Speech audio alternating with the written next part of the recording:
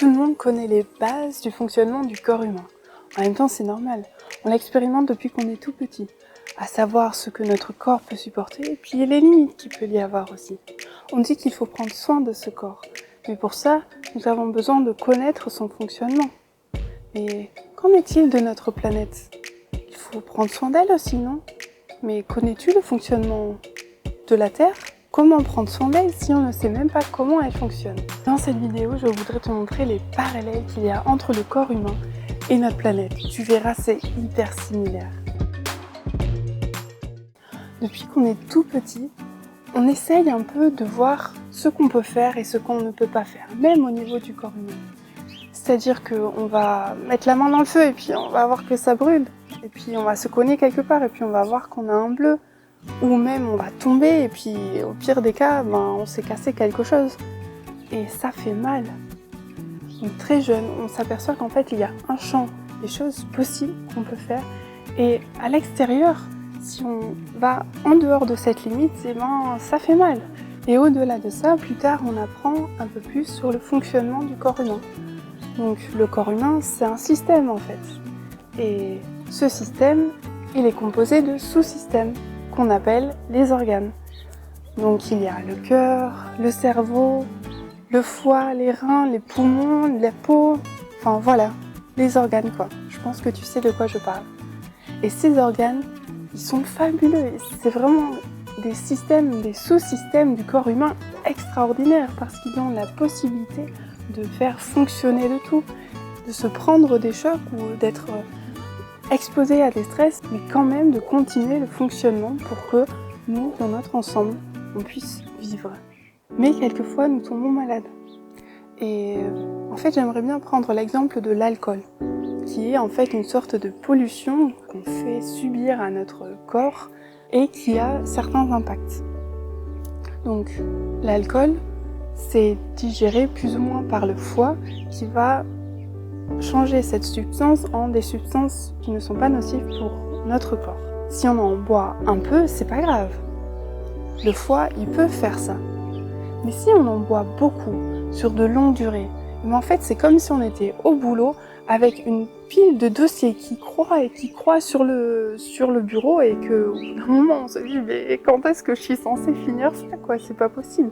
Et le foie, il va dire pareil, mais c'est pas possible, je peux pas absorber tout cet alcool, je peux pas le changer en des substances moins nocives. Et du coup, il va tomber malade.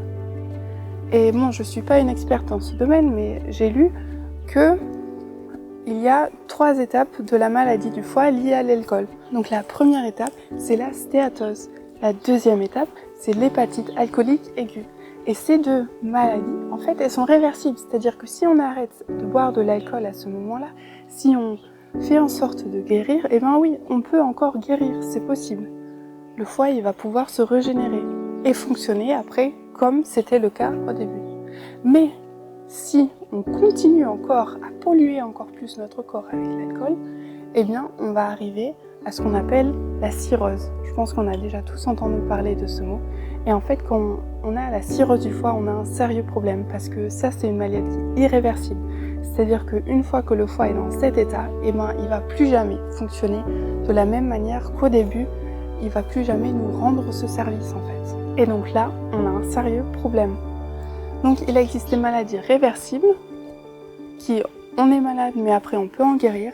Et il existe des maladies irréversibles, c'est-à-dire on tombe malade et au bout d'un moment, on va mourir.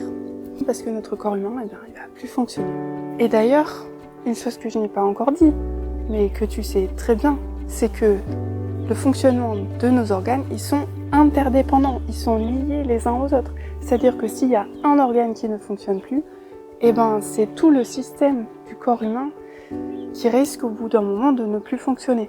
Et ces principes, ce sont exactement les mêmes que pour notre planète en fait, quand on regarde notre planète dans son ensemble. Parce que la planète, c'est un système, donc comme le corps humain, et en fait, il y a des sous-systèmes, donc par exemple les océans, le climat, la forêt, la biodiversité en général. Et ces organes de la planète, ils ont une capacité formidable à absorber certains chocs, même s'il y a un incendie, même s'il y a une déforestation, même s'il y a de la pollution liée à l'extraction des ressources en petite quantité, ces organes-là de la planète, ils arrivent quand même à continuer à fonctionner malgré tout. Mais il y a au bout d'un moment des maladies qui vont survenir. Donc il y a des choses qui sont réversibles. Par exemple, dans les années 80, dans les forêts en Allemagne, en Scandinavie, il y avait énormément d'arbres qui mouraient. Et en fait, on s'est aperçu que c'était lié aux pluies acides, donc on a fait en sorte d'éviter les pluies acides. Et maintenant, les forêts arrivent à se régénérer. Donc ça, c'est un exemple de maladie de la nature réversible. Néanmoins, il existe des maladies irréversibles. Donc en fait, c'est exactement le même fonctionnement que notre corps. Et s'il faut prendre soin de notre corps, ne faudrait-il pas prendre soin de notre planète ? La différence entre les deux, c'est que prendre soin de notre corps, nous sommes seuls face à cette responsabilité. Pour la planète, on est tous responsables de ça. Et chacun, chez soi, il doit commencer à prendre soin de sa planète, de notre planète. Donc si tu veux faire partie des gens qui prennent soin de leur planète, je t'invite à me donner un petit pouce bleu et à t'abonner à cette chaîne.